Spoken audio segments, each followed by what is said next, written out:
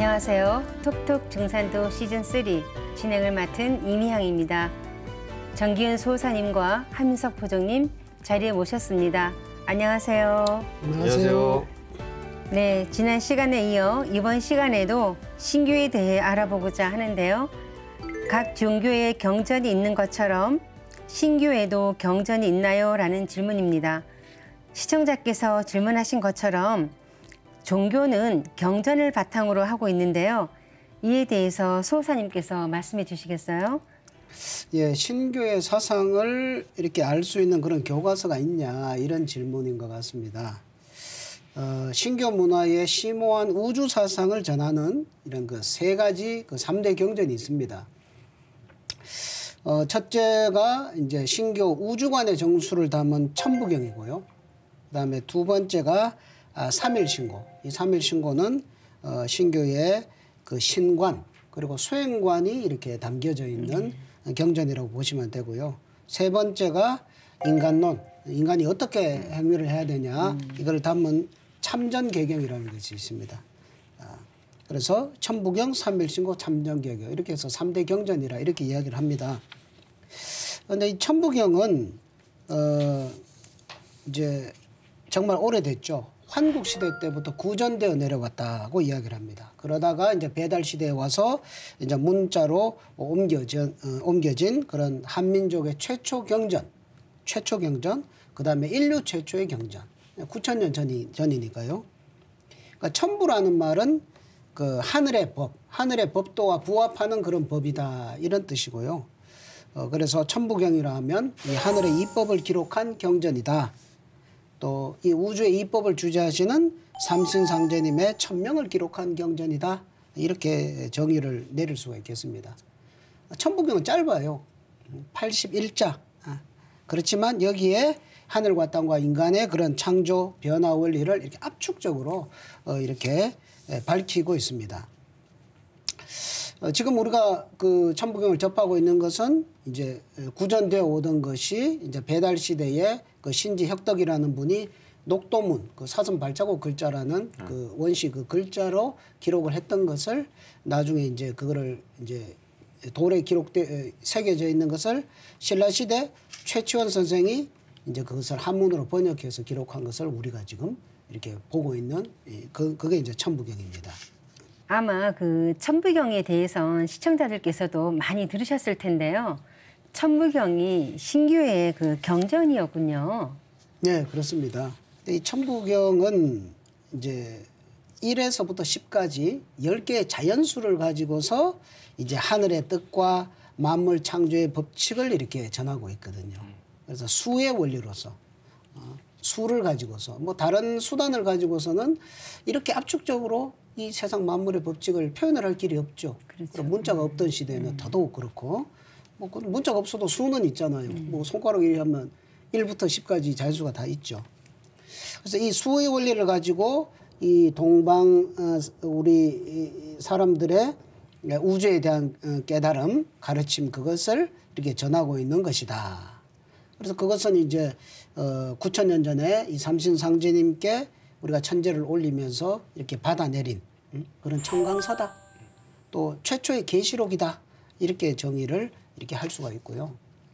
뭐 천부경이 그렇다고 해서 과거에 있었던 그냥 옛 이야기냐 그게 아니라 이것은 우리 미래를 밝혀주는 어떤 나침반과 같은 그런 역할을 하는 경전이라고도 할 수 있습니다. 그래서 천부경이 지금까지 지나온 그 이 세상이 열린 그 시원을 이야기를 하면서 앞으로 나아가는 미래의 세계 그것을 이제 숫자로는 1로 시작을 하고 또 10이 그 목적지다. 이렇게 해서 이 우주 생명이 변화해 가는 그 과거, 현재, 미래 전체를 밝히고 있는 거거든요. 그래서 천부경은 과거 경전이 아니라 미래 경전이다. 그래서 1 그러니까 그걸 뭐 출발, 그걸 태극이라고도 하죠. 1태극의 경전이면서 미래의 어떤 종착지가 되는 목적지가 되는 10의 세계, 10무극의 경전이다라고도 이렇게 이야기를 하죠. 네. 그래서 이 천부경은 과거, 현재, 미래, 우주의 전체 모든 그 창조와 변화 원리를 압축해서 이렇게 열어주고 있는 참으로 위대한 가장 오래되고 그리고 가장 소중한 그런 이제 그 깨달음의 근본이 되는 그런 경전이다 이렇게 또 이야기를 할 수가 있겠습니다. 그래서 그런 엄청난 천부경이 겨우 81자라는 사실, 81자. 근데 그 중에 숫자가 31자.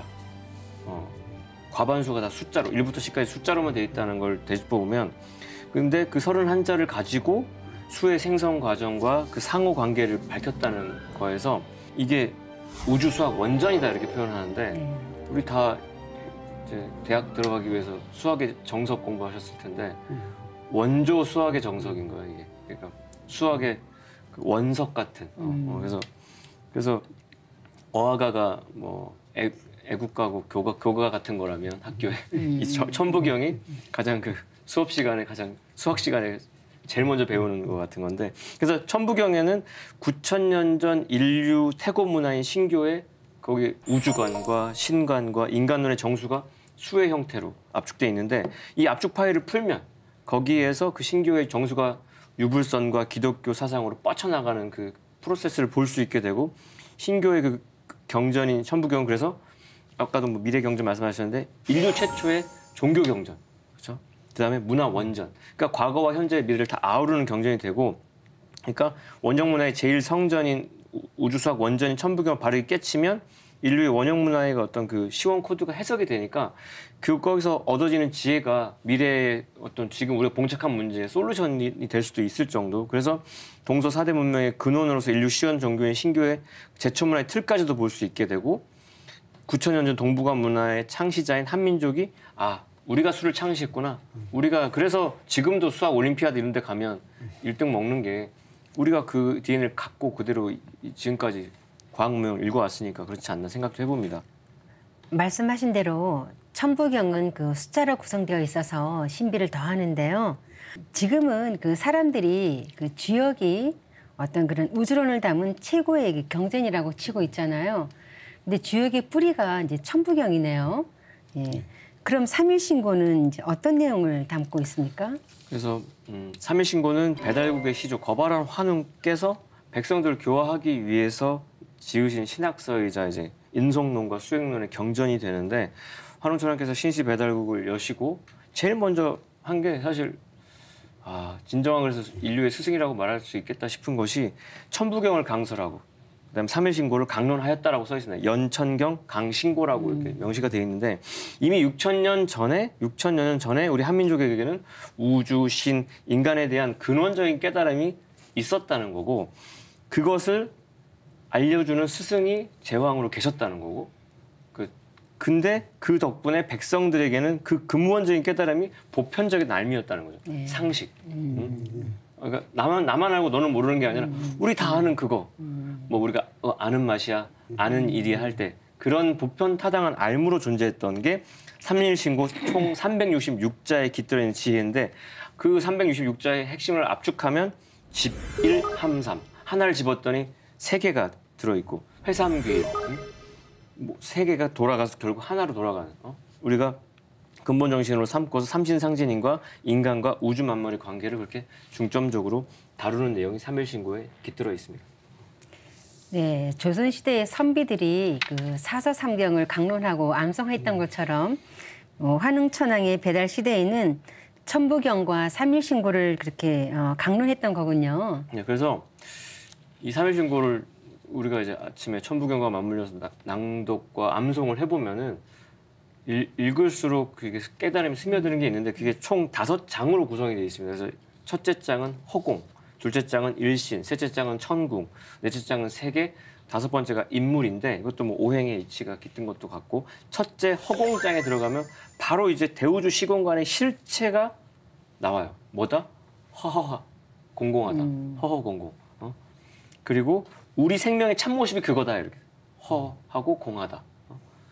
그래서 또 일신장으로 넘어가면은 하늘에 한 분의 하나님이 계신데 즉 삼신상제님, 삼신일체상제님이 계시고 이분이 우주 만유를 주재해서 꿈의 성경낙원을 지상에서 실현하는 공덕을 이루고 계신다는 게 나와 있고 셋째 천궁장으로 가면 우리가 뭐 종교에서 얘기했던 그런 어떤 지상 뭐 천국 이전에 꿈의 성경 낙원에 대한 이야기, 천궁. 그래서 이 꿈의 성경 낙원을 지상에 실현하는 그 상제님께서 이모에 계신 곳인데 그 천궁인데 거기는 누가 들어갈 수 있냐면 오직 성통공한 자라야 갈 수 있다고 되죠. 우주 광명의 본성에 통하고 삼신상제님이 명하신 그 공덕을 완수한 자라야지 그 안에 들어가서 영원한 천국의 즐거움을 얻을 수 있다. 그 입학 자격을 말하고 있고 넷째 세계장에 가면 밝은 태양이 이제 세상을 비춤으로 해서 인간과 만물이 탄생을 하고 우주 역사의 이상을 실현해 나가고 있다는 게 명시가 되고요. 마지막에 인물장에 들어가면 여기서 이제 인간과 만물이 삼신과 삼신상제님의 조화로 생겨났다는 것이 이제 선명하게 나오고 인간이 본래 참된 그 광명의 성품을 통하고 역사의 큰 공덕을 완수하는 태일의 인간으로 거듭나야만 그게 진정한 대인이다. 그 자아가 이제 실현이 된다는 것을 이제 명시하고 있습니다. 네, 뭐 저도 천부경과 삼일신고를 지금도 이렇게 암송하고는 있지만 그 뿌리 종교인 그 신규의 경전이라서 그런지 내용이 적고 화려하진 않지만 우주론과 신관의 핵심을 다 담고 있다는 생각이 듭니다. 맞습니다. 그러면 끝으로 참전개경이 어떤 경전인지 설명해 주시면 좋겠습니다. 참전개경 앞에서 이제 천부경을 통해서 우주 만유의 그런 존재 변화에 대해서 목적에 대해서 했고, 그다음에 삼일신고에 대해서 신의 세계와 인간이 수행하는 이런 거를 쭉 이렇게 설법을 해주셨죠. 그러면 이제 현실 그러면 모든 한 사람은 하루하루의 삶을 어떻게 살아야 되는가? 인간론이죠. 인간이 어떻게 해야 되는가? 그래서 이 참전개경은 이제 배달 시대 때부터 내려오던 한민족의 윤리 교과서다. 이렇게 이제 정의를 할 수가 있는데요. 이제 참전할 때 참은 참여한다. 그리고 전은 사람 인변에 온전할 전자. 그래서 이거는 이제 신선 이름 전자인데, 그러니까 온전한 인간, 그러니까 제대로 된 인간이라는 뜻이죠. 그러니까 제대로 된 인간에 내가 이렇게 포함될 수 있는 그런 길을 닦는 개. 그죠? 개는 이제 개울이라는 뜻이죠. 그래서 이거는 이제 참정계라고 해서 그런 제대로 된 인간이 되기 위해서 지켜야 될 계율. 그게 이제 참정계죠. 이 참정계는 이제 고구려 시대 때 재상 을파소에 의해서 이게 이제 완전히 이제 집대성이 되는데 그 전부터 배달 시대 때부터 이게 쭉 내려오거든요. 그 삼성기 전 하를 보면 환웅천왕께서 뭐 풍백, 우사, 운사를 거느시고 뭐 주선악, 뭐 오사를 하시고 그다음에 360여사를 주관을 하신다. 그런 말씀이 나오죠. 그러니까 366가지의 인간이 행하는 모든 어떤 그런 지켜야 될 어떤 상황이 발생했을 때 이건 어떻게 하고 이건 어떻게 하고 이거를 이제 열거를 해서 그거를 지키도록 만드는 그게 배달 시대 때부터 있었던 거죠. 근데 그게 쭉 내려오면서 많은 변화를 겪어서 고구려 시대 때 을파소라는 명재상이 이것을 이제 더 체계화해서 이제 8강령 366절목이라고 해서 크게는 8가지 범주로 나누어서 그거 이제 성신, 예제, 화복, 보응이라고 해서 8 범주로 나누고 거기에 세부적인 사항까지 이렇게 해서 진짜 윤리 교과서죠. 네. 뭐 우리 도덕 교과서처럼. 네. 그래서 이대로 하면 정말 제대로 된 인간의 길을 갈 수가 있다는 그런 현실적인 그 윤리 지침을 담은 교과서다 이렇게 되는 거죠.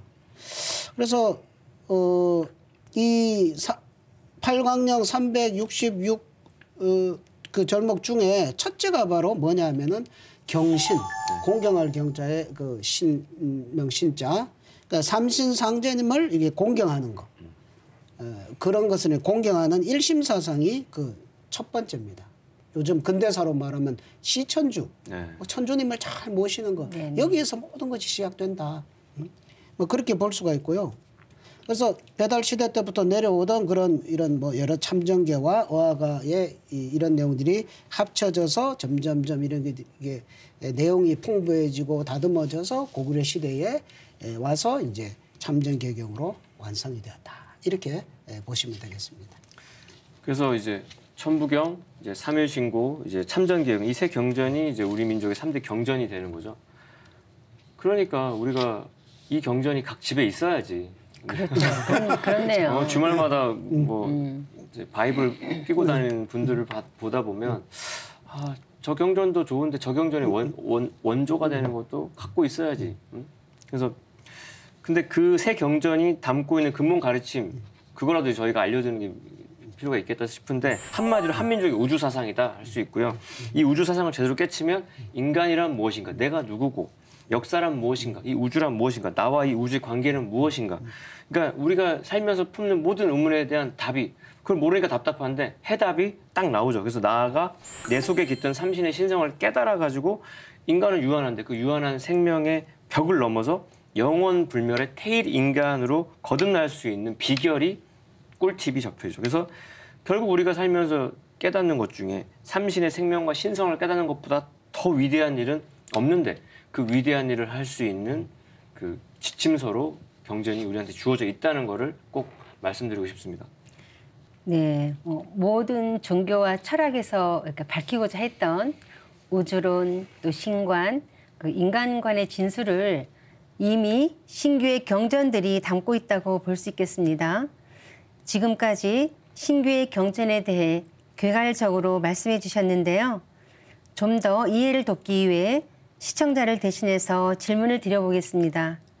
이들 경전에 담긴 주요 내용을 한마디로 표현한다면 무엇이 있을까요? 그래서 앞서 뭐 지빌함삼 하나 잡았더니 세 개가 다 같이 들어있고 뭐 회삼길 세 개가 다시 하나로 돌아가는 그 삼수의 정신을 좀 깨쳐야 되는데 한민족 철학의 핵심에 3이라는 수가 있습니다. 그래서 우주 만물을 구성하는 천진 삼재사상, 그 다음에 하늘에는 삼지상제님이 계시고 땅에는 그 신교의 종교 철학적인 원리가 펼쳐져가지고 삼한으로 진한, 번한, 마한으로 펼쳐졌고 인간의 몸에도 정기신이라고 하는 삼진이, 삼보물이 있죠.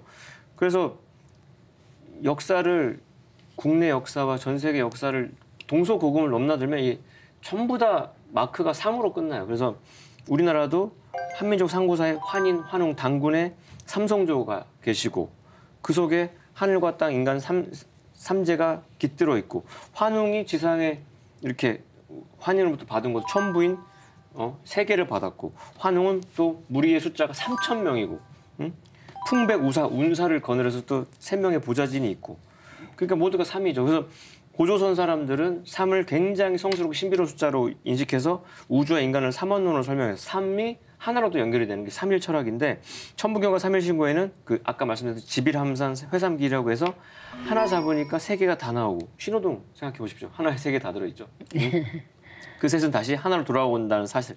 그게 이제 도덕의 역사가 흘러가지고 19세기 말에 김일부 대성사가 제창한 상극설도 이렇게 되는데 지난 시간에 우리가 그 신교의 놀이문화 얘기하면서 우리 춤 얘기 잠깐 했는데 네. 우리의 춤 원형과 나선형으로 움직이는 그 춤을 보면은 뭐 답지정이라고 그래서 땅을 밟아서 무릎을 굽을 때 폈다는 동작을 위지동의전에서도 이렇게 묘사를 하는데요.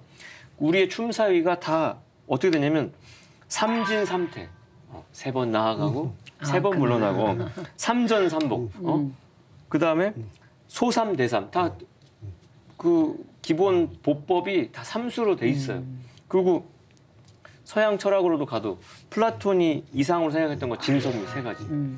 아리스토텔레스는 3을 뭐라고 했냐면 3은 일체라는 표현이 들어맞는 최초의 수다. 온갖 것을 하나로 묶을 수 있는 수다. 불교도 해탈을 이루기 위해서는 3가지 근원, 삼보로 돌아가야 되는데 그게 불법승. 해겔도 서양 철학 다 종합해서 변증법적으로 얘기할 해겔도 존재의 세 형태는 즉자적 존재, 대자적 존재, 현존재 3개. 그 다음에 기독교가 3을 성스럽게 여기는 거는 우리의 삼신일체가 삼위일체로 넘어가서 알고 있는데 우리 마테오리치 신부님을 배출한 그 예수의 수장이었던 로욜라는요 어떤 일화가 있냐면 3의 수의 형태를 이룬 사물만 보기만 해도 눈물을 흘렸다라고 돼 있어요. 그래? 3에 대한 감수성이 그 신교 문화의 삼수 정신이 서양 기독교 그 카톨릭의 그런 어떤 쇄신을 위해서 헌신했던 자가 삼수에 얼마나 민감했는지에 대한 거 나오고 그러니까 왜 삼위일체를 상기시키기 때문에 삶과 관련된 뭐만 나와도 그냥 감흥이 즉각적으로 됐다는 거예요.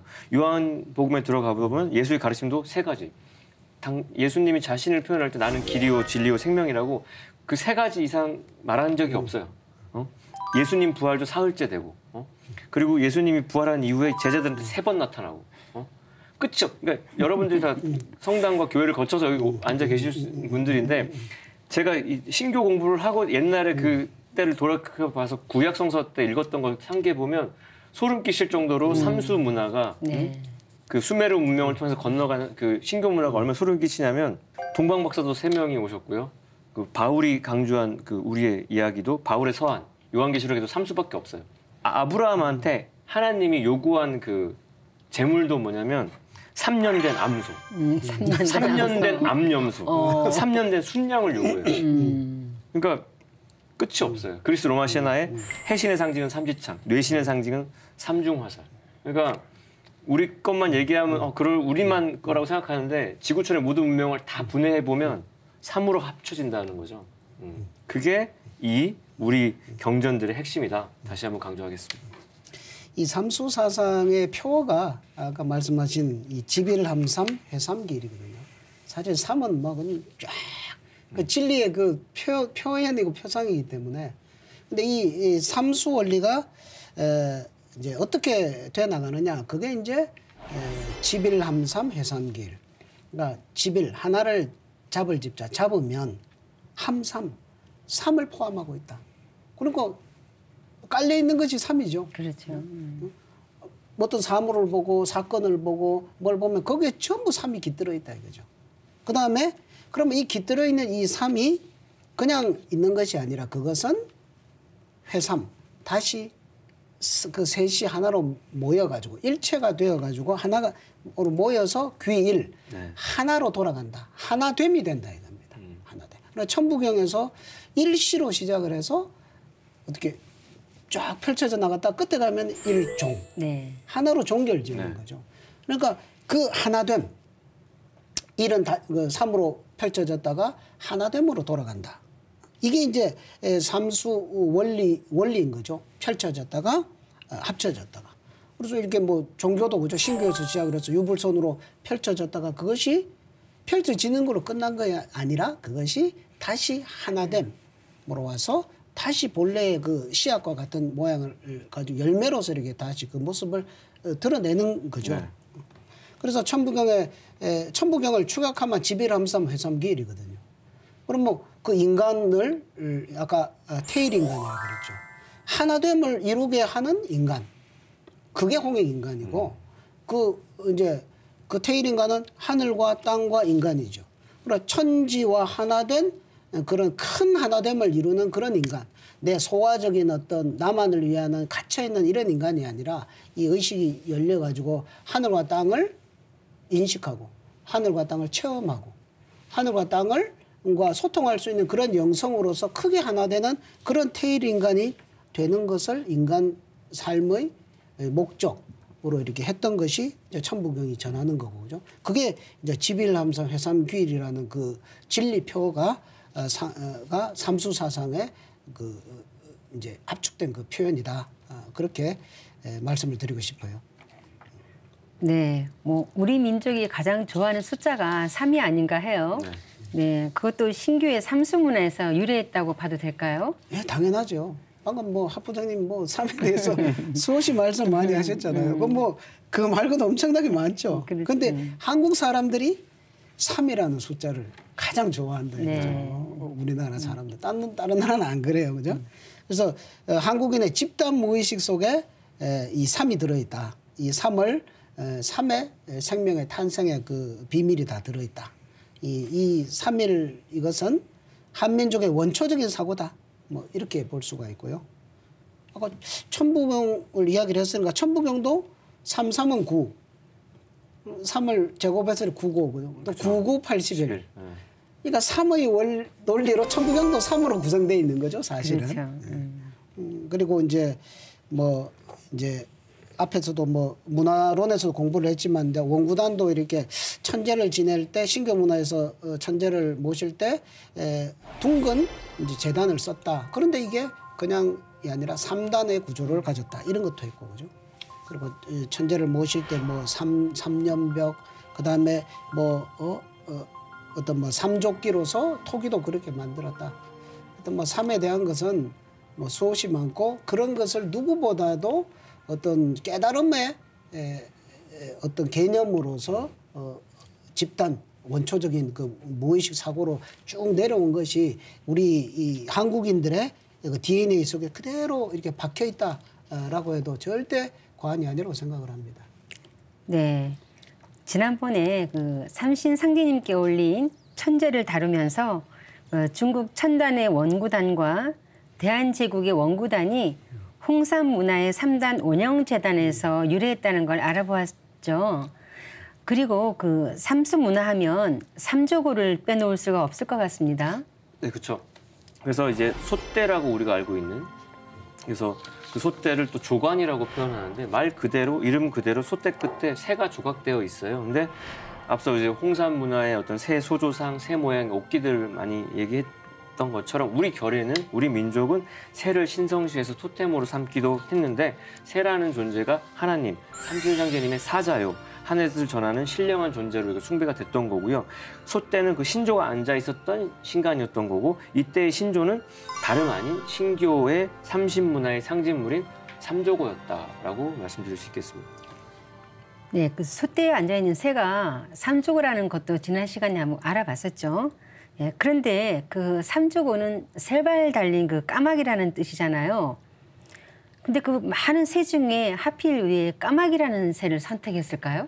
그렇죠. 그러니까 예, 굉장히 궁금했습니다. 그 부분이. 저도 그 까마귀 울산에 딱 진입하면 까마귀 떼들이 깍 하면서 이렇게 몰려드는 풍경을 특정 계절에 많이 볼 수 있는데 이 삼조고는 이제 삼신문화를 나타내는 신령스러운 상징물이고 몸통은 하나인데 이제 발이 이제 3개 달린 현조 아주 그런 새인데 그 태양 속에서 사는 까마귀예요. 그래서 태양은 양이고 그리고 삼이 양수니까 발을 3개로 표현해가지고 이게 역설적으로 까만색인데 광명, 그 마치 태양의 흑점 같은 느낌으로. 근데 어쨌든 그래서 일오라고도 불리고요. 새, 태양 속의 새. 그리고 태양 속에 산다고 알려져 있는 그 삼조고는 그래서 발이 3개에서 일중삼조고. 그다음에 그 태양 안에 살고 있는 걸 금오라고도 표현해요. 금오. 그래서 우리 금오신을 할 때 그 금오도 그 언어인데. 그러니까 삼조고는 삼신상제를 숭배하는 사상이고 전설에는 삼조고가 태양에 살면서 태양의 불을 먹고 사는 태양의 전령으로 나타나고 태양은 하늘을 상징하고 태양의 빛은 삼신상제님의 권능과 지혜를 나타내는 건데, 그러니까 이 까마귀가 또 굉장히 미덕이 많은 그 생태를 보면 그래서 그 삼신상제님의 어떤 덕성을 발현하기에 아주 부합이 되는, 그래서 하늘과 땅, 인간 세계를 자유롭게 넘나다니면서 신과 인간 세계를 연결해주는 심부름꾼 역할로 가장 부합돼서 우리가 삼조고로 지금 언급을 하고 있다고 볼 수 있겠습니다. 근데 이 삼조고를 중국 사람들은 자기 문화라고 해요. 그렇죠. 아, 그래요? 왜 자기 거라고 하냐? 요즘 네. 뭐 한복도 중국 거고 김치까지도. 김치 뭐 손흥민도 중국 사람이라고. 네. 그렇죠. 근데 그 황하 중류에 보면 이제 앙소 문화라고 해서 이제 거기에서 이제 여러 채석 토기들이 발굴이 되는데 거기에 이제 삼조고가 이제 최초로 발굴된 게 이렇게 나왔어요. 그러니까 중국 학자들은 이 삼조고가 중국 문화다 이렇게 하거든요. 뭐 그 말이 맞다면 그렇게 되겠죠. 그런데 그 쭉 세월이 내려와 가지고 한나라 시대 이후에는 이 3발 달린 까마귀가 아니라 2발 달린 까마귀로 바뀝니다. 그러니까 문화 코드라는 것은 이게 이렇게 전성되는데 핵심 코드는 안 변합니다. 그렇죠. 예를 들어 홍산 문화의 그 3단 원형 재단이 내려오다가 2단으로 바뀐다? 그러면 그 문화 코드가 이미 깨진 거죠. 네. 3발 달린 까마귀인데 이게 내려오다가 2발로 바뀌었어요. 아까 말한 3이 그렇게 중요한데 그 문화의 핵심 코드가 바뀌었다는 것은 이거는 중국 문화가 아니라는 거거든요. 그래서 이렇게 삼조고 문화 원래 중국 문화가 아니다. 한민족 문화권에서 먼저 생겨나서 중국, 일본으로 이렇게 전파가 된 거죠. 일본 뭐 축구팀도 지금 쓰고 있잖아요. 그래서 뭐 이렇게 이제 뭐 역사를 이제 밝히면 이 문화의 전성 관계가 좀 더 명확해 이렇게 지는 거죠. 그래서 지금은 역사를 제대로 밝혀가지고 삼조고 문화의 그 원류가 바로 이 동이족에서 시작됐다는 것을 이제 이렇게 이야기할 그런 때라고 봅니다. 중국이 그 동북공정이라는 미명 아래 우리의 역사와 문화까지 이게 송두리째 훔쳐가고 있는데요. 그 삼조고는 더 오래전에 아주 강탈해 갔다는 말씀이잖아요. 우리도 그 중국의 역사 침탈에 전방위적으로 대처해야 되겠다는 그런 생각이 듭니다. 네, 그래서 그 삼조고 문화가 우리의 그 역사 흐름 속에서 어떻게 우리가 이어져 왔는지를 다시 한번 상기를 해봐야 아 이게 진짜 우리 거구나, 이거 지켜야겠구나 좀 일깨울 수 있을 것 같아서 말씀드려보면 이 삼조고 문양이 한민족사에서 다시 이렇게 화려한 모습으로 등장한 것이 고구려 시대인데요. 고구려 때는 삼조고를 아주 지극히 숭배를 해서 그 곳곳에 삼조고 문양을 다 새겨놨어요. 모든 곳에 자기 사인 표시하는 것처럼. 그래서 고구려 고분 유물엔 다 삼조고가 문양이 새겨져 있고 또 절풍이라는 모자에 새의 깃털까지 꽂기도 하고 또 그 고구려 문화가 이제 백제로 연결이 되죠. 백제의 그 유물 중에 지난 1971년도에 놀라운 어떤 발굴이 있었던 것이 백제 무령왕릉이 이제 발굴이 되고 나서 거기서 출토된 환두대도를 딱 봤더니 손잡이에 삼조고가 딱 박혀 있고 그 백제 문화에서 놀라운 게 그 금동 대향로 그 화려한 문양 섬세한 거기에도 삼조고가 딱 나타나요. 아 이게 도도하게 아주 소중하게 이어져 왔다는 거. 그리고 이게 조선시대까지 와서 삼신각에도 칠성도, 비석의 비두, 기와의 와당, 뭐 무당의 무구, 민화에 다 삼조고가 그러니까 일상생활의 곳곳에 그냥 다 시그니처처럼 다 새겨져 있습니다. 우리의 브랜드처럼.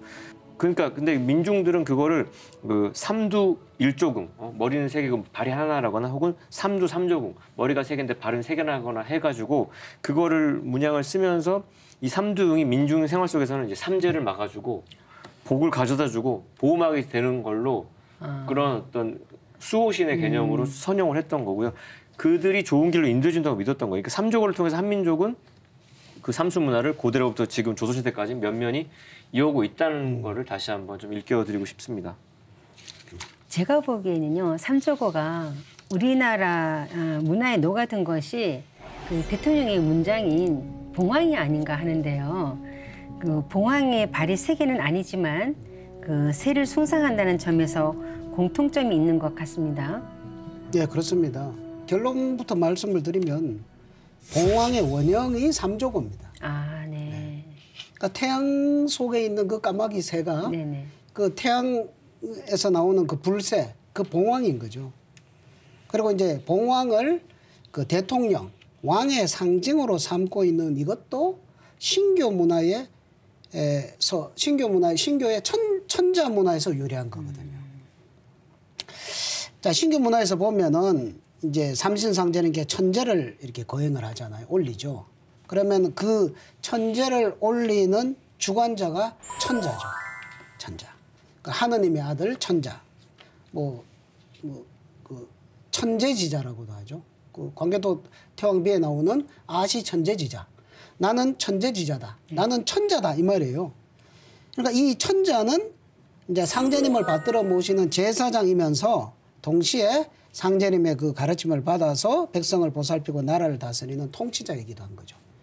그러니까 그 삼신상제님의 대행자, 그리고 만백성의 통치자, 이런 그 천자의 위격과 어떤 위엄 이런 것을 나타내는 이 문화 코드는 인간이 사는 세상에서 아주 중요한 상징 코드가 되거든요.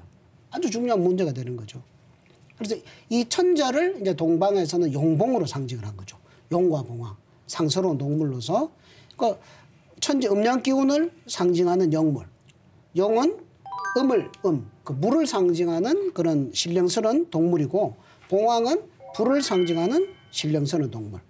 용은 천재 물을 다스리고, 봉황은 천재 불을 다스리고. 그러니까 불 속, 태양 속에 사는 새죠. 그래서 이것이 용과 봉황이 바로 이렇게 천자 문화, 하느님의 대행자의 어떤 문장으로 이렇게 사용된 것이 이게 아주 중요한 거고, 이거는 동양뿐만이 아니라 서양에서도 중요하죠. 서양에서도 어떤 제왕 문화를 보면은 용을 그렇죠. 또 봉황을 근데 봉황이 그 이원복 교수가 그 뭡니까? 그 그리스 그 크레타 섬에 크노소스 궁전에 가보니까 왕의 옥좌가 있는데 그 뒷면 벽화에 그리핀이라는 새가 딱 딱 그려져 있어요. 그리핀 아시죠? 네네. 몸뚱아리는 사자인데 머리하고 날개는 새 날개가 달렸고, 그러니까 봉황이 서양으로 날아가다가 몸뚱이만 바뀌었어요. 그죠? 근데 이게 통치자, 서양 제왕 문화의 상징물로 이렇게 변형만 된 것뿐이지 그게 역시 봉황 문화거든요. 그래서 이것이 이제 이것을 이제 서양에서 그리핀이라고 하는데, 그 가는 과정에 이제 중앙아시아에서 보면은 이제 서기전 2000년경에 이런 그리핀이 나타나고요. 그다음에 서아시아 쪽으로 해서 그리스로 들어가서 나타나는 것은 서기전 한 1400년 정도로 이렇게 드러나고 난다고 합니다. 그래서 이 이제 뭐 크레타 섬 외에도 뭐 피타고라스의 고향인 그 삼모스 섬이라든가 이런 데 가면은, 그 박물관에 가면은 크고 작은 그리핀의 조각들이 엄청 많아요. 그는 그 제왕의 역할을 하는, 동양의 천자의 역할을 하는, 또 서양의 그런 제왕들이 자기의 권위와 어떤 위격, 신성의 그런 그런 것을 강조하기 위해서 이런 문양을 그렇게 사용했다는 거죠. 이게 용복 문화의 전파, 이걸 우리가 알아볼 수가 있습니다. 그래서 그렇게 서양에서 따가 본뜰 정도로 어떻게 이렇게 강조하는 그런 문화는 이제 동양의 고유의 문화 현상인데, 동아시아의 독특한 문화 현상, 이게 용복 문화거든요. 그러니까 이게 음양 문화의 뿌리도 되고 나라를 다스리는 천자의 상징도 되는데, 이 원료가 어디냐 물었을 때 대뜸 중국이라고 다들 이렇게 생각도 안 하고 답을 하고, 자기들도 우리 거라고 막 이렇게 뽐내는 게 현실인데, 그러니까 중국인들은 자신들이 용의 자손이라고 그냥 얘기를 해버리죠. 그러면서 긍지와 자부심, 프라이드를 갖고 살아요. 그러니까 용을 중국 민족의 상징으로 삼지만, 그래서 또 용봉 토템 문화를 연구한 그 학자가 또 중국 학자입니다. 왕다유라고 하는 학자인데, 그분이 쓴 용봉 문화 원류를 보면은 그 고전과 고고학 발굴을 엄청 분석을 잘 해놨어요. 근데 그 용봉 문화 원류를 근데 그분이 어디서 찾냐면 태어봉기 씨랑 염제 신동 씨에서 딱 찾아요. 자기들의 긍지의 근원으로 연구를 했더니 딱 떨어지는 게 우리 조상님 비교돼요. 그래서 태어봉기 씨는 풍씨라고 우리가 이렇게 알고 있습니다. 근데 풍이라는 한자를 보시면 봉자랑 비슷합니다. 프레임이. 그래서 풍의 원래 글자가 봉이기 때문에 그래요. 봉에서 나온 게 풍이에요. 그래서 옛날 그 각골문을 보면 풍을 봉으로도 쓰고 봉을 풍으로도 쓰고 그래요. 그러니까 또 태호의 호는 하늘호자인데 태양의 광명이거든요. 그러니까 이거 봉황 문화를 그대로 그냥 이름에도 받고 있는 거죠. 그래서 태호복 씨가 어떤 분이십니까? 이 문명의 이제 시조신데 여러 가지 다 만드셨는데 오죽하면 그물을 처음 만들어서 고기도 잡고 우리 하도도 천하에서 받아내리고 관직명을 또 용을 써요. 관직명을. 그게 뭘 상징하냐면 물을 다스리고 치수를 담당하는 지배자로서의 성격으로 물을 또 관직명으로 썼다는 거. 그러니까 태호복기 씨가 용봉 토템의 원류라는 거를 빼도 박도 못할 정도의 진실이고, 또 이제 염제 신농 씨의 문화에서도 나오는 아까 앙소 문화, 거기가 신농 씨 문화의 그 중심지로 들어가 봐도 거기 신농 씨의 탄생설화에도 용이 등장합니다. 신농 씨의 어머니, 우리 여등이라는 분이 신비로운 용꿈을 딱 꾸고 그 태몽 속에 나온 게 신농 씨거든요. 그리고 그 왕대유의 그 주장 그대로 태호복기 씨랑 염제 신농 씨가 용봉문의 원류인데, 이게 왕대유가 결론이 이렇게 어떻게 떨어지냐면 동이족 문화인 거 인정하겠다. 근데 용봉 문화가 발견되는 지역이 중국이기 때문에 용봉 문화를 중국 문화로 주장한다라고 돼 있어요. 동이족 건데 중국 거야. 이렇게 이상하게 귀결을 하지만 그게 오히려 역설적으로 그런 주장이 억지스러운 그런 주장이 오히려 진실을 더 폭로하는 게 되죠. 아는 사람은 더 알게 되는 거죠. 그래서 봉황이라는 글자는 원래 봉자 하나였지만 수컷봉과 암컷 황이 합쳐서 봉황이 되고, 뭐 성이 탄생할 때는 그게 나타난다고 하고, 그래서 태평성대를 예고하는 상서로운 어떤 새죠. 그래서 봉황을 인의 여지신 오덕이 다 들어있다고 얘기를 하거든요. 그래서 푸른 머리는 인이고, 흰 목은 의고, 붉은 등은 예고, 검은 가슴은 지고, 노란 다리는 신, 인의 여지신 다 들어있어서 이 제왕이 갖춰야 할 덕목을 다 갖춘 거라서 봉황을 천자의 권위와 위격을 상징하고, 우리나라가 그래서 그 봉황 문양을 대통령 그 문양이 갖고 있다는 것도, 용은 가져갔지만 봉이 갖고 있는 그 상징성을 다시 한번 우리는 알고, 우리 청와대의 그런 또 지켜봐야 되지 않나 생각도 해봅니다. 네. 용복 문화가 중국 문화인 근거로 태호복희 씨와 염제신농 씨를 들고 있다는 건데요. 그분들은 모두 우리 한민족의 조상인 동이족이라는 거죠. 맞습니다. 태호복희 씨와 염제신농 씨는 모두 배달 시대의 동이족의 제왕들이십니다. 네.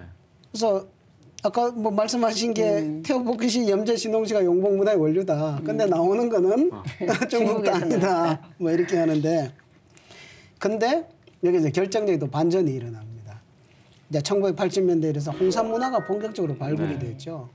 그래서 발굴이 됐는데 태호복희 씨가 한 5,500년 전 그때 분이죠. 그런데 홍산 문화를 발굴을 해보니까 7,600년 전에 네. 그러니까 태호복희 씨 이전보다 훨씬 더 이전에 7,600년 전에 용이 발견됐거든요. 어디에서? 만리장성 밖에서. 그래요? 그렇죠. 그리고 7,000년 된 봉황 토기가 홍산문화에서 또 발견이 된 네. 거죠. 그러니까 용과 그래서 이제 중국 학자들은 그걸 갖다가 중화 제일용이다, 중화 제일봉이다 이렇게 붙여서 자기 거라고 또 합니다. 그렇지만 거기는 뭐 중국 사람들이 살던 그런 땅도 아니고, 그래서 이미 그 이제 태호복희 씨, 염제신농 씨 이전에 이미 용봉 문화가 있었다. 원류에 진짜 원류가 있었다. 그것은 동인족이 살던 그 만주 지역에서 이 용과 봉황의 그런 문화들이 있었다는 것을 이렇게 증명을 하는 거고요. 그죠? 그래서 본래 동인족 문화라는 것을 이렇게 사실상 다 밝혀진 거죠. 그걸 통해서 홍산 문화의 발굴이라는 것은 그렇게 해서 엄청난 의미를 가지고 있는 거고요. 뭐 이런 용봉 문화도 아까 인디언 문화, 윷놀이도 뭐 이래 여기 퍼져 나간 게 있는데 이 용봉 그 문화도 역시 인디언 문화로 그대로 이렇게 넘어간 것을 지금 다 발굴이 되고 있죠. 그래서 마야 문명에서도 이제 용 토템이 나오고 있고요. 그 다음에 멕시코 지역에 이제 뭐 서기전 한 1200년 전에 이제 올메카 문명, 그 다음에 마야 문명, 여기에 나오는 그 용의 형상이 이제 동방 문화의 용과 아주 흡사하다는 것이 또 밝혀졌고요. 또 아스텍 문명의 그런 대표 신, 그죠? 그걸 케찰코아틀이라고 하죠. 이 신을 용신이라고 합니다. 맞아요. 아까도 그 용신. 그래서 이런 그 용봉 문화도 역시 그 신교 문화와 더불어서 함께 아메리카 지역으로 이렇게 전파가 되었다. 그리고 동방 이 지역에서 서토 지역으로도 이렇게 쭉쭉 이렇게 뻗어져 나갔다. 이런 어떤 문화의 흐름을 우리가 문화 흐름의 지도를 우리가 이제 제대로 들여다볼 수가 있게 되었습니다. 네, 뭐 지금 중국이 우리 역사와 문화를 강탈하려고 하는데 하여튼 뭐 혈안이 되어 있지 않습니까? 그 말씀을 종합해서 보면 자신들의 역사와 문화의 그 뿌리가 동이족이라는 것이 이제 밝혀지는 것이 두려워서 이제 이렇게 이제 한다고 볼 수 있을 것 같습니다. 네. 그런데 이제 이보다 더 큰 문제가 있죠. 우리 스스로의 문제라고 보는데요. 우리의 역사와 문화를 말살하려고 한다는 것입니다. 우리 스스로가. 예. 이번에도 그 일부 그 몰지각한 그런 정치인들이 그 홍익인간 사상을 없애려고 하지 않았습니까? 그러니까 이게 참 이성이 있나 생각이 있나 네. 싶은 일이 우스꽝스러운 일이 벌어진 건데, 그러니까 한국인의 정체성을 부정하는 교육기본법, 그 교육이념 개정안, 홍익인간 삭제 논란이 있었죠. 그래서 그게 왜 생겼나? 일단 대한민국은 아직도 일본의 그 제국주의 마수에서 벗어나지 못했기 때문이다. 그러니까 나라는 되찾았지만 일제가 심혈을 기울여서 외국 날조한 한국사를 되찾지 못했어요. 물에선 건졌는데 보따리를 되찾지를 못해가지고 깨어나긴 했는데 내가 누구야? 여긴 어디야? 이렇게 된 거예요. 그래서 그때 심어진 그 친일파 사학자들과 해방 후 길러진 그 후예들이 국민을 속이고 일제 식민 사업을 주입을 해가지고 단군 신화가 돼버리니까 뭐 국민 정신이 병들었죠. 단군 신화의 곰 이야기, 호랑이 이야기로 뭐 평창 동계올림픽 그런 그 상징물들도 나오는 거가 되고, 그래서 대한민국 암울한 교육 현실이 어디까지 갔냐면 교과서에 단군 성조 영정도 이제 안 나오는 상상 속의 인물을 실을 의미가 있냐 뭐 이런 식으로 해서 정말 답답해요. 네. 정말. 그러니까 네. 교육은 점점 더 퇴보하는 거죠. 역사 교육. 그래서 오히려 이런 그 독립운동가들이 밝히고 지켰던 우리의 진실된 역사는 유사사학이 되고 친일파들, 식민사학자들이 강단사학자가 되고 근데 그건 우리들의 무관심과 무지가 불러낸 자초한 거라는 생각이 드는데 그러면 이 홍익 인간이라는 게 왜 들어와 있는지에 대한 그 사연을 알아야 그 옥석을 가질 텐데 대한민국 재헌헌법의 근간이 되는 것은 대한민국 임시정부 외무부장이셨던 조수왕 선생님이 초안을 잡은 대한민국 임시정부의 건국강령이거든요. 그 조수왕 선생님이 임시정부 건국강령에서 삼균제도를 내세워요. 그 삼균제도라고 하는 건 지력과 권력과 부력, 그러니까 지력은 교육, 그다음에 권력은 정치, 그다음에 부력은 경제가 균등할 때 나라가 진흥하고 태평할 수 있다는 거니까 개인과 민족과 국가가 완전한 평등을 그래서 구현할 수 있다는 아주 이상적인 이념인데 이게 어디서 나왔냐? 이 조수왕 선생님의 아이디어냐? 그렇지 않죠. 이게 단군왕검이 고조선을 셋으로 나눴던 국가경영제도, 삼한관경제, 그리고 고조선 제6대 달문 단군이 제35년이 됐던 해에 신지라는 벼슬의 발리, 그 기록하는 그 한테 직기했던 동아시아 최초의 역사서가 뭡니까? 그게 서효사, 일명 신지 비사에 담겨 있는 내용을 건국강령에 넣은 거란 말이에요. 그러니까 조상 선생님 대단하신 거죠. 자신이 새로운 나라를 지침을 그 고대의 그 끊어졌던 다리를 이은 거예요. 그래서 조선 선생님이라는 분이 항일 독립운동가로서 1941년도에 백번 김구중과 함께 이렇게 건국강령을 썼는데 그 원문을 제가 한번 읽어보도록 할게요. 제가 대한민국 임시정부 건국강령 제1장의 총칙 제2조입니다.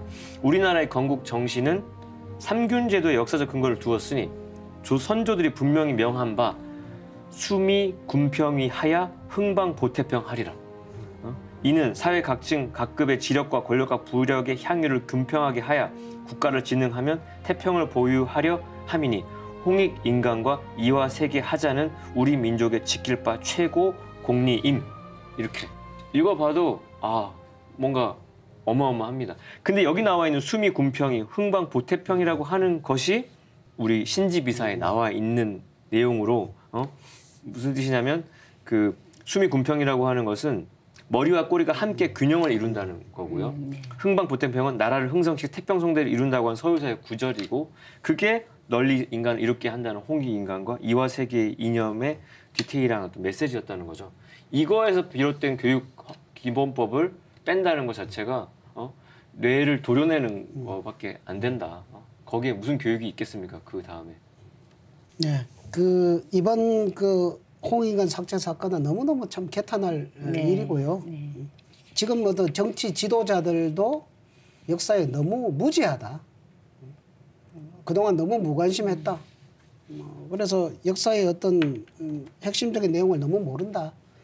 이렇게 좀 좋게 생각도 해봅니다만은 이 홍익인간에 대해서는 우리가 또 짚어야 될 문제가 보통 이제 홍익인간 제세이화 하면은 단군 할아버지께서 이거를 우리들한테 주셨다. 이렇게 생각을 하는데요.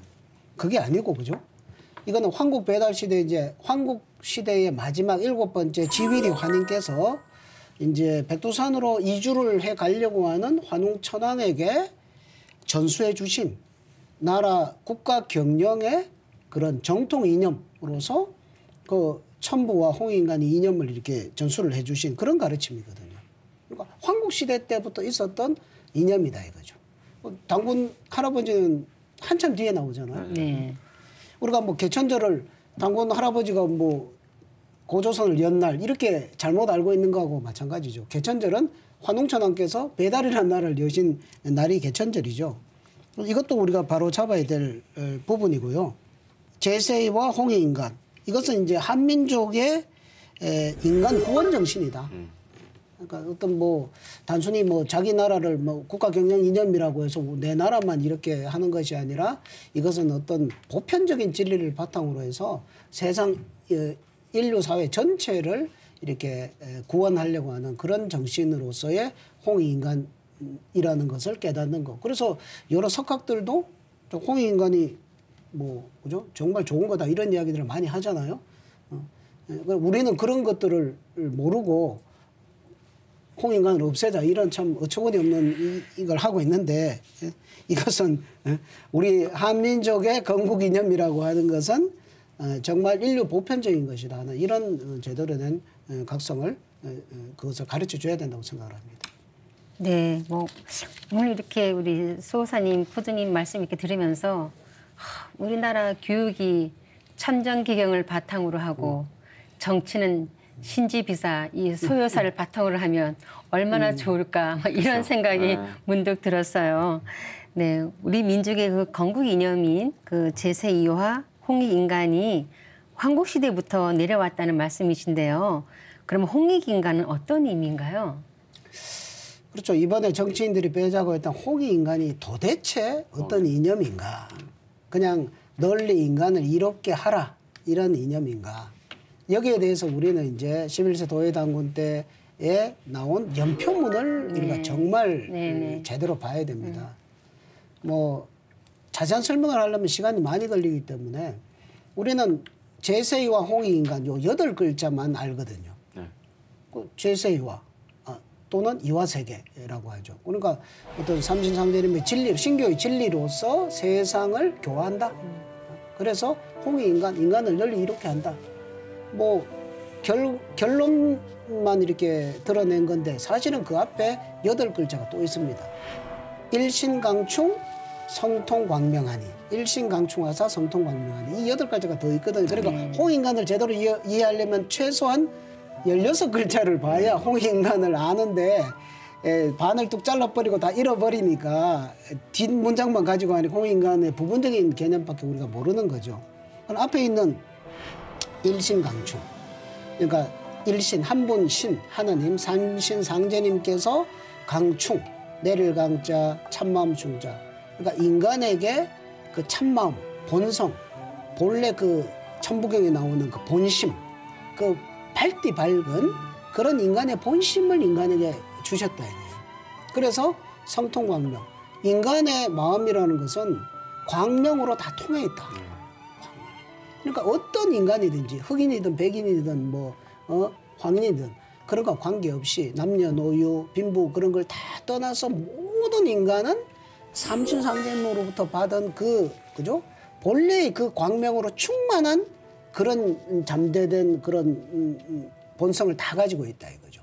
그렇기 때문에 우리가 이 세상을 살아가면서 신교의 진리를 우리 신교 얘기 많이 했지 않습니까? 네네. 신교의 바다는 너무너무 넓습니다. 네네. 이 신교의 진리를 세상 사람들에게 일깨워주면 그 사람들이 깨어나서 자기가 가지고 있던 본래의 그 밝은 그 마음을 회복해서 위대한 사람으로 변화를 한다 이거죠. 뭐 누구를 가르쳐가 뭘 집어넣고 그런 게 아니라 그렇죠. 본래 그것을 이렇게 확 이제 펼쳐내면 모든 사람들이 그런 천지 광명과 하나가 되는 그런 태일의 광명의 인간으로 변화가 될 수 있다. 그러니까 이건 진짜 되는 거죠. 그냥 제세와 홍익인간만 하면 이거 뭐 그렇게 될지 안 될지 그냥 이상적인 뭐 표에 불과한지 모르지만 앞에 8글자를 더 붙이면 아 이렇기 때문에 진짜 되는 거구나. 그래서 홍익인간이라는 것은 모든 인간의 이렇게 지향해야 될 어떤 인간상, 천지와 하나 된 천부경에서 이야기하는 그런 인간, 천지 창조의 목적이 되는 그런 인간으로 이렇게 만드는 그런 어떤 우주적인 의미의 홍익인간이라는 것을 이거를 알면 정말 홍익인간의 값어치가 한 100만 배, 1000만 배가 더 올라갈 겁니다. 네. 이거를 이제 연표문을 학교에서 가르쳐야 되죠. 그렇죠. 맞습니다. 네. 말씀 듣다 보니까 어떤 느낌이 떠올랐냐면은 로또를 받았는데 로또를 친구한테 준 거예요. 나 필요 없어. 근데 그게 로또인지 그게 당첨되는 로또인지 모르고. 그래서 그걸 받아든 서양의 외국 사람들은 그 홍익인간의 로또를 쥐고 뭐라고 찬송을 했냐. 대표적인 게 역사를 빠삭하게 연구한 아놀드 토인비가 우리네 홍익인간 로또 이념을 가지고 뭐라고 찬탄을 했냐면 21세기가 하나가 되어 돌아오는 날이 온다면 나는 그 중심은 동북아일 것을 믿으며 그 핵심은 한국의 홍익인간 사상이 되어야 한다고 확신합니다. 그분의 지금 언사에 박혀있는 그 확신의 언어, 홍익인간의 값어치에 대한 역사를 다 공부했더니 결론은 홍익인간이더라는 거죠. 응? 그것만이 아니라 우리도 몰랐던 천부경을 우리한테 물었던 실존 철학자 하이데거, 독일의 실존 철학자는 세계 역사상 가장 완전 무결한 평화 정치를 2000년 동안 펼친 단군 시대가 있었으면 압니다. 그래서 나는 동양사상의 종국인 한국을 좋아합니다. 평화 정치를 무려 2000년 동안이나 이어왔다는 것을 긍정하는. 그리고 25시즌 게오르그라는 그 신부이면서 작가인 루마니아 작가는 한민족이 낳은 홍익인간 사상은 21세기 태평양 시대를 주도할 세계의 지도자 사상이다. 그리고 그런 지도자였던 프랑스의 전 대통령이었던 자크 시라크는 대한민국은 위대한 나라다.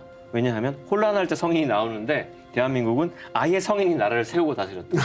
아니 우리가 왜 이런 얘기를 외국 사람들 입을 통해서 들어야 되는 거죠. 근데 또 우리나라 사람들은 그런 말 들으면 그런 거였어? 라고 생각을 하는데 우리나라에서는 안 뜬 노래가 바깥에서 떠가지고 다시 역수입돼서 그렇게 차트를 다시 석권하는 느낌으로 이 홍익인간을 다시 한번 짚어야 되지 않을까. 그런 어떤 정치적인 도발이 있다는 것도 그거에 무심했던 대중들한테 한번 다시 스위치를 켜주는 계기로 삼는다면 그것도 좋게 해석할 수도 있겠다라는 생각도 더불어 해보게 됐습니다. 신규를 잃어버린 불쌍한 민족 아닌가 하는 생각이 들어요. 우리가 정말 신규 문화에 눈만 뜰 수 있다면 이 어마어마한 사상에 감동을 할 텐데, 그죠? 네, 참 너무 안타깝습니다. 금방 말씀하신 것처럼 그 인간 삶의 목적이 홍익인간이 되는 것이고 또 홍익인간의 그 사상이 인류가 화합할 수 있는 최고의 사상이다. 이렇게 정리할 수가 있겠군요. 문화가 역사의 겉모습이라면 문화에 담긴 사상은 역사의 정신이라고 할 수 있는데요. 신규의 3대 경전인 천부경과 삼일신고, 참전개경이 담고 있는 철학과 사상이 우리 문화뿐만 아니라 인류 문화를 밝히는 초석이라는 것을 알 수 있었습니다. 톡톡 증산도 시즌3 다음 시간에 다시 찾아뵙겠습니다. 지금까지 시청해주신 시청자 여러분 감사합니다.